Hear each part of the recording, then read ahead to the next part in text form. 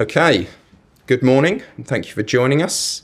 We will take the usual format today, beginning with a broadcast section and Sky Sports News. So, Gail Davis, away you go.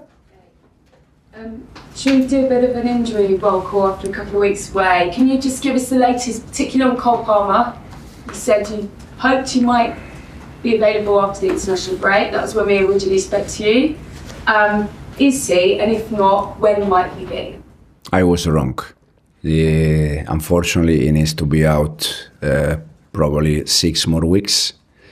So, this is the update.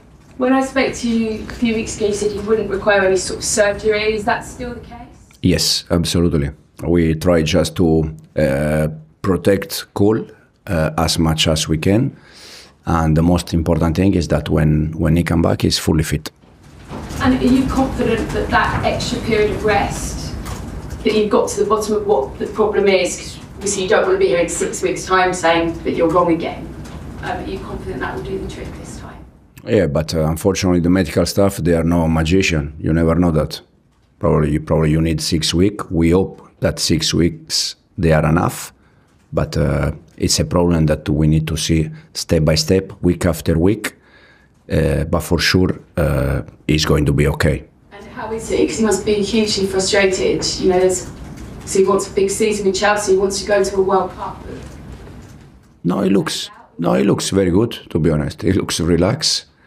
He's trying to recover from the injury. He's doing all the therapy that he needs to do. So he looks good. And who else is out? Who else is in? There's a few missed, obviously, internationals. There's a few you hope to have back this week. Yeah, we have Levi, Liam, that they are still out. Unfortunately, Benoit will be out until December, injury again, and a muscle problem. He was doing fantastic. He showed how good he is. He showed how we need him. And we're gonna wait for him. And then we have Moi, Enzo, Pedro that they didn't take part of the session yesterday. And we see if they can train today. Otherwise, they're gonna be out for tomorrow. And Reece? Reece is fully fit. Reece is okay. Wow. Okay. Let's take you back. It may feel a little bit of a long time ago. But that moment a few weeks ago when you went herring off down the touchline and celebrated, and we didn't obviously get to speak to you afterwards because you got yourself sent off. Can you give us a sense of what that felt like and how big a moment you hope it might prove to be? It was a big moment for many reasons. The first reason is because since I joined the club, we never won a game at home in the last minute. So that was one of the reasons why. The other reason is because we were playing against, in this moment, the champion of England. They won the last Premier League. So it was an important moment for sure. For me personally, it was just a reaction, just a passion moment, just a normal reaction. And yeah, that's all. And obviously you get sent off. I bet you do it again, wouldn't you? For that moment, for reliving that moment. It was a nice moment. The last season, I was banned for 1 game for the accumulation of yellow card. Again, the last yellow card was against Fulham away, where we won a game in the last minute. So I think it's part of our job. The moment, the passion, the reaction, and I think it's also nice. For everyone, for the fans, for the stadium, so it's just a reaction. Thanks, Gail. Soraya? Morning. Last season, do you remember when people were talking about substitutes? They were saying sometimes you make them too late, and you said you only talk about that if we lose. If we win, no one talks about the times of your subs. I want to talk about how Forest have conceded more than half of their goals after the 70th minute. Do stats like that, when you come up against a team you've had a lot of time to prep as well and you like to watch, come into your consideration when you're thinking about your game plan? And how far ahead do you think about substitutes, or is that always really in game? Yeah, no. When we analyze a team, we try to consider everything. but also you have to go match by match and understand why they concede a goal, in which moment. It's always different.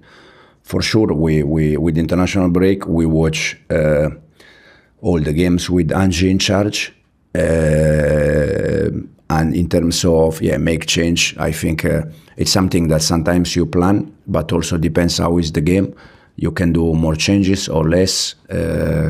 I think especially now with the amount of games that we have from now on, we need to think about change not only during the game but also in terms of start 11. This season you've got a good sort of balance. You've got 7 goals scored from open play, 5 from set pieces, 1 penalty. When it comes to that set piece planning to get more goals, how have you worked around that or prepped that in training? Because obviously defenders normally take the bulk of that and you've had to rotate that a lot due to injuries. Is this something that now you're working on a lot more with your attackers? I mean, a lot of managers talk about they need more height in the squad, loads of different reasons. What do you think this Chelsea squad can do to get more set-piece goals? Since I joined the club, Bernardo is the one that is in charge for set pieces, and since last season until today, we didn't change nothing. We are working the same way. We spend time about set pieces, like I think like a normal club. But it's something that, as you said, you can score, you can concede, depends a little bit. But for sure, I think overall, between the goal we score and the goal we concede, we are doing quite well. Your team has completed the second most progressive passes per 90 minutes in this league, but you are mid-table for successful through balls. Do you think the team can be a little bit more creative in Cole's absence when it comes to taking that risk in passing the ball through defensive lines? Do you think you can do more of that? Obviously, Levi, he did it from centre-back a lot, but are there more players that can take that responsibility in taking that risk? No, for sure. We lost 2 players in this moment that for us, last season they have been main players in terms of build-up. And when we talk about build-up, we talk also about breaking lines. Levi, for us, was the main one from behind. Cole was the main one in the middle of the pitch. But I think we are trying to find different solution with the players that we are, in this moment, we have available. Thanks, Soraya. Nizar? Hi Enzo. Who do you think could step up in Cole Palmer's absence? Who can replace him? How do you replace those goals and sort of assists that he provides? No, first of all, to replace Cole, it's difficult because Cole is a very important player for us, probably one of the best players in the Premier League. So to replace that kind of player, it's always difficult. But I think the ones that we have depends of the game plan. In Cole position against Liverpool was Malo Gusto. So it depends. The previous game against Benfica, I think it was Facundo. So it depends a little bit the game plan we have. For sure, we need to find a different solution. We need to find a different skills because we don't have another player like Cole. Because Cole is unique in that. Could I ask you a little bit about sort of the international break? Was it kind of a positive period apart from the Cole situation, you know, getting players rested and things like that? Because against Liverpool, it felt like you kind of put everyone on the pitch and it was like a very tired squad. Was it a good period, the 2 weeks, or is it negative because you have some players? No, it's a good one because Tosin is back, because Fofana is back. Andrey Santos is back, but at the same time we have, unfortunately, Enzo out, Moy out, Pedro out, so it's a little bit balanced. But again, we're gonna try our best to find the right solution for the next games.